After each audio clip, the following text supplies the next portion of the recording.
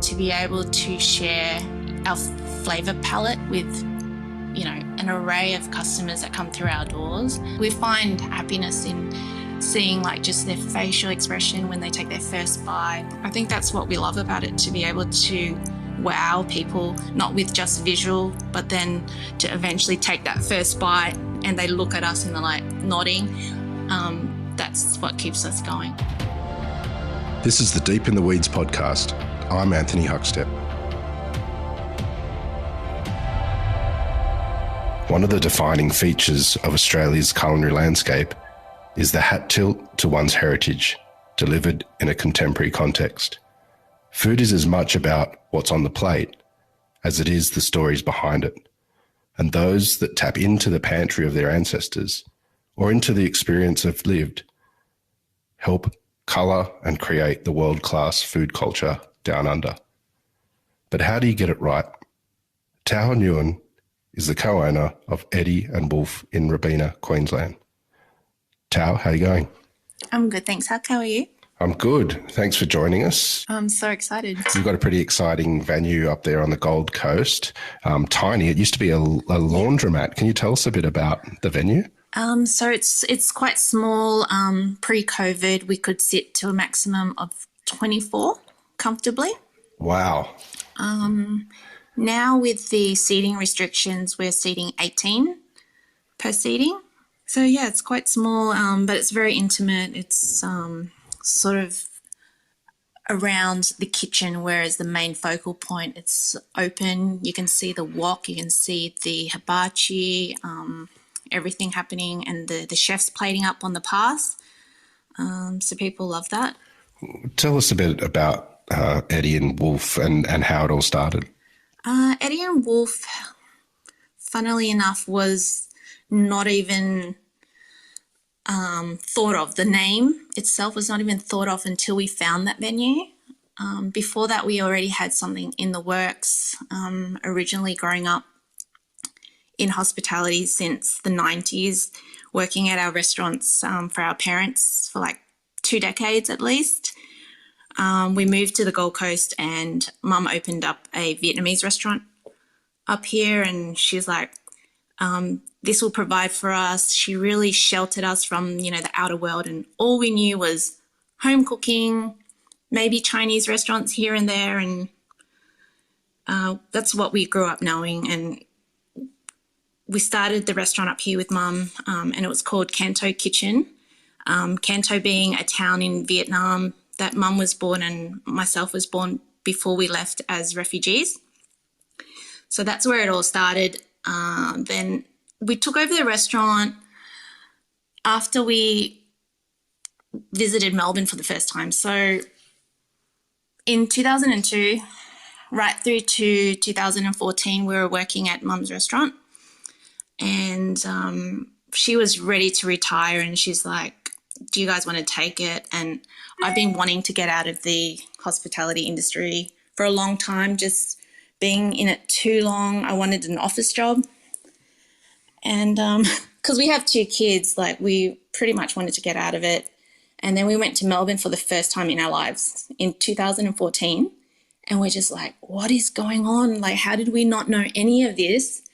Just the food scene and just everything. It just like enlightened us so much that we came back and we're like, okay, Mum, we're going to give this a crack. We're going to try this ourselves and see what we can do with it. So we took over Mum's business, renovated it, brought a bit of Melbourne back to the Gold Coast, and it just took off. And it's given us the opportunity to open up Eddy and Wolff and really hone in on our passions and what we love putting on the table, sharing with people what we love eating and how things are supposed to taste. Like if you were to come to my house and we did this is how it would taste. And that has been our ethos since we opened up Eddy and Wolff, just letting people taste things that they've never tasted before, not knowing whether they were going to like it or not.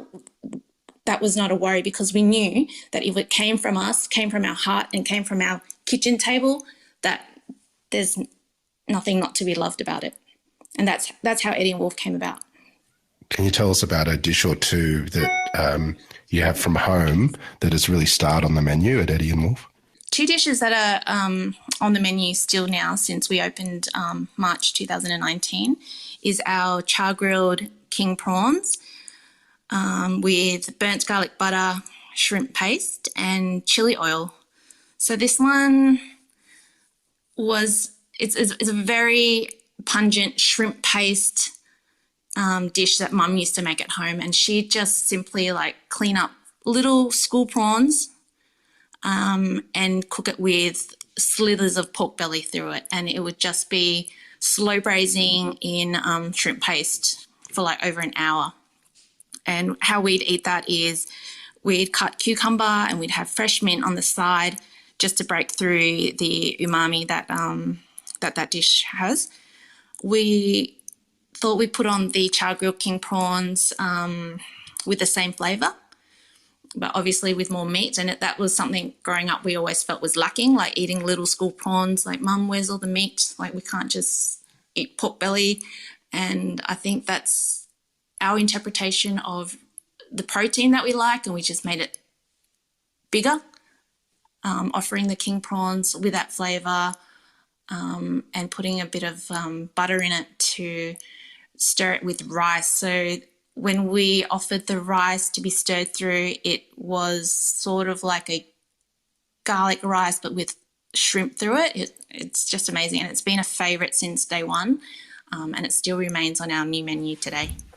Take us back to when you were growing up. You said you grew up in hospitality. What was it like as a kid growing up in that environment? It was pretty hard, I think, for Mum as well, bringing us up on her own. We'd be in the back storeroom in one of those fold-out beach chairs, and it was pretty much we'd be there straight after school, there until they finished, and then we'd be carried into our cars and home, and it'd be like that, 5 days of the week that we were at school, and then on weekends we'd be there for lunch and dinner. So you can sort of see where, like, growing up through primary school and then through high school, like straight into waitressing, it wasn't something that I wanted to do forever. And seeing my mum and my uncles and how hardworking they were, I think it wasn't something I envisioned for myself and wanting my kids to go through that. But I think that trip to Melbourne, took a turn for me and made me realise how deep down we love food and how we love sharing it with others. Can you tell us about meals from when you were young, living and breathing in a restaurant family? What's some of the feasts you sort of had as kids? I remember a lot of traditional Vietnamese food, and any child would know, like growing up in a Vietnamese family, like pho, the beef noodle soup, was always on the table at least once a week. And Mum never made us miss out on any of that, even though she doesn't eat beef. She knew that it was such a iconic thing to our culture to bring us up eating pho, and then also the pork chops with broken rice, with egg and shredded pork skin, pickled radish and carrot. That was Mum's number one home cooked dish, because the pork that she marinated, and to cook it on charcoal, we couldn't even get it at restaurants in Canberra. It was either deep fried or on the pan. And so pretty much once a month on a Sunday, the whole family would go over to Mum's place, and it would be a massive feast. We'd be hovering around the charcoal, fighting over the first piece that was ready, and it was just snacking on it. By the time we finished snacking on it, we really couldn't sit down and eat a whole plate of rice with it. So that was another one. And because Mum's half Chinese, so we grew up eating, a good bit of Chinese food, home cooked, like congee, with the yao jiao wei is how we'd say it in Vietnamese, which is a crispy Chinese donut, and it looks like a stick. So she has an array versions of congee that she'd cook, duck congee. Then you've got your iconic century egg, congee as well. Yeah, I think those three probably stand out the most for me on our home kitchen table. You mentioned it was a little tough growing up in a restaurant, and you spent so much time there as a kid, and you didn't want to end up in the hospitality industry. But what's some of the positives and inspirations that you take from that time, looking back? I think I've taken a lot of Mum's resilience going on through hospitality to where we are today, and just the persistence and her passion for cooking good food. I think it's hard to not have those traits in hospitality, because if you don't have the resilience, then you really don't have anything to push you forward, to achieve like your goals and what you want, for your guests to experience. I think passion is a big thing for us. It's the biggest thing for us, actually, that, to be able to share our flavour palette with, an array of customers that come through our doors. Some might have already been to Vietnam or, Hong Kong, Japan, Taiwan, and all that. And then just to see how we interpret home-cooked meals in a fun, interactive way, I think that takes on a new adventure for normal diners that would go traditionally into a Thai restaurant or a Vietnamese restaurant. I think we find all those traits have given us the power to elaborate on these dishes by, making them interactive, like teaching them how to eat with their hands and how to share their food like we do at home. Sauces are sort of poured over the dish in front of customers, just like little things that add detail and adventure to the diners. We find happiness in seeing like just their facial expression when they take their first bite, or when they see, say, a sizzling beef short rib, black pepper steak that we took from a night street market in Taiwan. That's new to our menu recently, and we're just plating it up on the pass. And from the first one that comes out, everyone else orders after that, because just the smell of that dish, and that's I think that's what we love about it, to be able to wow people, not with just visual, but then to eventually take that first bite and they look at us and they're like nodding. That's what keeps us going. And yeah, Mum's helped us a lot along the way as well, still. One of the beautiful things about what you're doing is that hat tilt to some of your heritage, and also throughout Southeast Asia, some influences. But you openly talk about with your business, you want to take people back to where you came from. Can you tell us about that? Because that story is not about Vietnam. Back to where we came from. Originally we wanted to share a lot of food, which we've already spoken about, what Mum cooked. But then where Eddy and Wolff came from, Eddy Crescent was where the street I grew up on in Canberra when me and Vien first met, and Vien is from Wolff Crescent. So where we came from, I think the whole story behind mine and Vien's journey into the hospitality industry on our own path was our travels through Southeast Asia. And we're remembering back to, bringing the kids with us this whole time, whether we went to Hong Kong, Taipei, Singapore, Malaysia, Thailand, Vietnam, Japan. We really wanted to show people, the type of food we love eating, whether it be, chicken liver pate, ox tongue, stinky tofu we're still yet to try. It's something that is like with Vien, he can eat absolutely everything on this planet, but when we stepped into the Taipei night food markets and we smelt the stinky tofu, we're like, oh, this is going to be one of our biggest challenges. Bringing those memories of our journey through food back and plating them up at Eddy and Wolff just gives us so much joy, especially after COVID and people not being able to travel to these places and us telling them about it. It's just put it on the list for our diners, you know, to be able to go there once they're able to. It's something that's quite important to us, you know, like to be able to cook these dishes and tell them, yep, this is what we had at Geelong Alor in Malaysia, you know, the night markets. And there's still things where we're still hesitant to test, like say durian, like adding that to a dessert. It's something on the draw cards, but that's where we're trying to push the boundaries. And when people walk past and they're like, oh, what's Eddy and Wolff like? Are you Chinese? Are you Vietnamese, Chinese? Or what food are you offering? We're like, we're offering everything, like anything we love eating.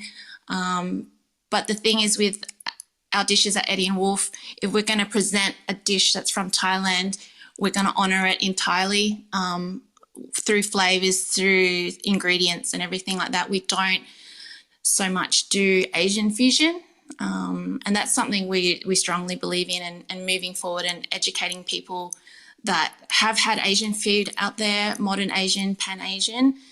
We really want to show people that, yep, if you're going to eat a Vietnamese dish, this is how it's supposed to be. This is how, you know, the ingredients that are in it and the flavours and the sauces is exactly how we eat it at home. That's where we love to show diners, this is how we eat it. Do you know what I mean? Like, there's a lot of confusion still out there when we have new diners come in, and that's where we're excited to share with people, you know, that you can't really mix different cuisines together and really understand it well if you're not eating it on its own, how it is originally. You mentioned about the fact that you have kids and you didn't necessarily want to stay in hospitality to have them sort of have the experiences that you had as a child. How have you balanced work and life with children and running restaurants? I think originally it was a struggle because we were still in our little family bubble right up until 2014. So our kids were quite young, and, you know, one of them was in primary school. So we still did pretty much what Mum did at the beginning. Not that they were staying at the restaurant at all, but I was home a good year after each child, and then we had a babysitter. So same thing, we'd finish work, rain, hail or shine, through all the seasons, we would come home 10:30, 11, sometimes midnight even, and we'd pick up the kids, carry them to the car and then into the house. So that really I think affected us in a way where I was like, no, I'm going to go back to uni. I'm going to get my business degree and I'm going to get an office job. So I went back in 2009, did my business degree. I had a bit of a hurdle because Mum was diagnosed with cancer back in 2010. So I took a semester off, but Mum's fine now. She's in remission, and I was so headstrong that I wasn't going to stay in it, that straight after Mum was back on her feet, I was back at uni, graduated in 2012, and I just wanted to get out. And so how we've balanced from after I got my degree moving forward was we had to think in a way where we had to stay home with them more, or, you know, we'd take more time off work. And I guess that's where, when Mum asked us a couple of years later whether we wanted the business, it was an easy no for us, because we knew that we wanted to be at home with the kids at night, you know, to be there to help them, like with homework, or, sports activities and things that both of us never got growing up. And sometimes like you might have heard a few Vietnam refugee stories where our parents came over and all they did was work, and that was their way of showing their affection. I'm providing for my kids. I'm giving them the best life that I couldn't get. And we have taken on some of that from our parents. But having grown up in Australia and seeing the Australian way, we've been able to balance ourselves better, work smarter, not harder. And that's what we've implemented into both our venues, which has given us more time with the kids and given them so much more opportunities than we ever got. You were pretty determined to avoid the hospitality sector, but a trip to Melbourne changed your mind. What was it that you saw and experienced in Melbourne that lured you back to hospitality? Just everything from the food, like just being able to taste different cuisines, the presentation, the representations of dishes that we would normally eat, just blew our mind, and the creativity, the venues, the way they were fitted out, the service blew us away. Just the hospitality that they gave us, it was just something that, growing up in a family business, I guess you wouldn't get to experience that much because you're always working and then home and then back to work again. Melbourne was, I think, lucky we went to Melbourne because I feel like Melbourne back then was probably the biggest hospitality scene or food scene we could have experienced if we picked any other state. I think Melbourne was the best pick for us.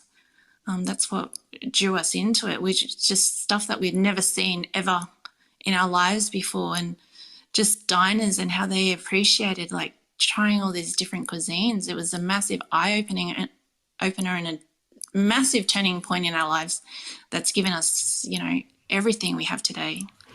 The Gold Coast, perhaps unfairly, is described as simply a tourist destination, but there's a lot of great restaurants there. Can you tell us a bit about the evolution of the food scene there and what you love about the restaurant industry on the Gold Coast? The restaurant industry on the Gold Coast has really, really bloomed in the last, I'd say 5 years, and then most recently probably in the last 2 to 3 years. Just the different levels, I think it's really improved a lot, and it's put a mark in Australia, I think, with the Gold Coast food scene, where you can come and you've got beach views, and then you've got, suburbia. Fine dining is slowly becoming, more accessible with, like, say, venues like Eddy and Wolff, our friends Shannon and Tim from Northroom, one of our favourite restaurants, as well as Lupo, another family-run business. It's just doing just amazing, heartfelt food, coming from really passionate people. I think venues that are popping up also that are offering Asian food, they've really upped their game. Like, there's so much flavours. Like, when we go out now compared to 10 years ago, the flavours are on point. Like, there's really talented people out there at the moment that's doing good food on the Gold Coast. You've got a pretty small venue that can't seat many, and it's actually restricted even more because of COVID. What's the last year and a half been like for you? What sort of impact has it had on you? So we opened Eddy and Wolff in March 2019, and it was pretty big learning curve for us. Yes, we wanted it to be hidden and hard to find, but I think it was a bit of a difficult beginning for us, getting our name out there and what all Eddy and Wolff was about. Then COVID hit, and that was, I think, what we were offering at the time, not a lot of venues were offering our type of style of dining or food. So when COVID hit and we had to quickly take on takeaway, which is something Eddy and Wolff food cannot be experienced in a takeaway container. So we had to quickly adapt, and that's where we went back to simple, tasty food. And we're talking about banh mi, just really authentic recipes that we'd taken from my auntie from Kanto, which is a town 3 hours south of Ho Chi Minh City.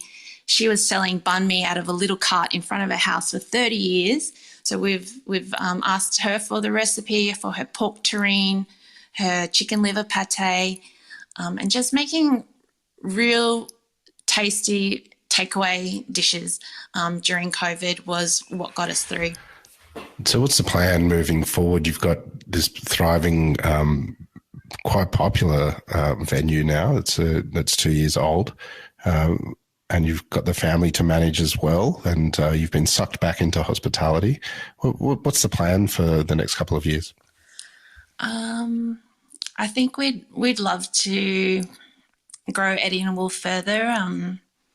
I think it's such a special little niche market, and we'd like to share it, further, maybe over the border, whether we go further north, Queensland, or we go further south into a little quaint town where it's not normally accessible.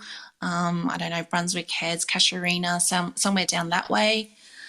It's on the drawing board, but we'd really like to get Eddy and Wolff 100%, like just back to the maximum seating capacity as soon as possible. And then that's definitely something we'd love to share with more people. For someone that really tried to not have a career in hospitality, you guys have done really well in hospitality. What is it that you love about running a restaurant and being part of feeding people?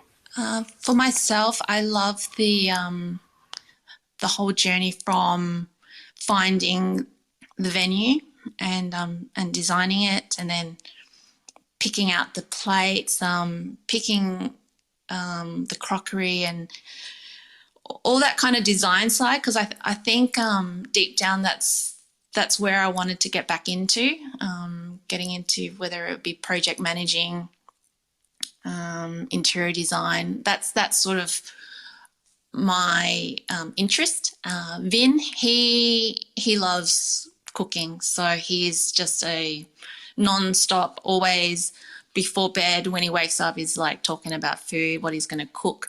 So I think with us together, anything's possible. So yeah.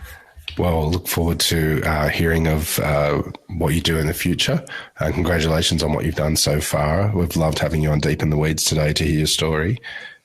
Please keep in touch, and we'll talk again soon. Thank you so much, Huck. I enjoyed our conversation and sharing our journey with everyone. This is the Deep in the Weeds podcast. I'm Anthony Huckstep. Stay tuned as we share the stories of Australia's hospo community, suppliers and producers in search of hope during this pandemic. Special thanks to executive producer Rob Locke for making this all happen.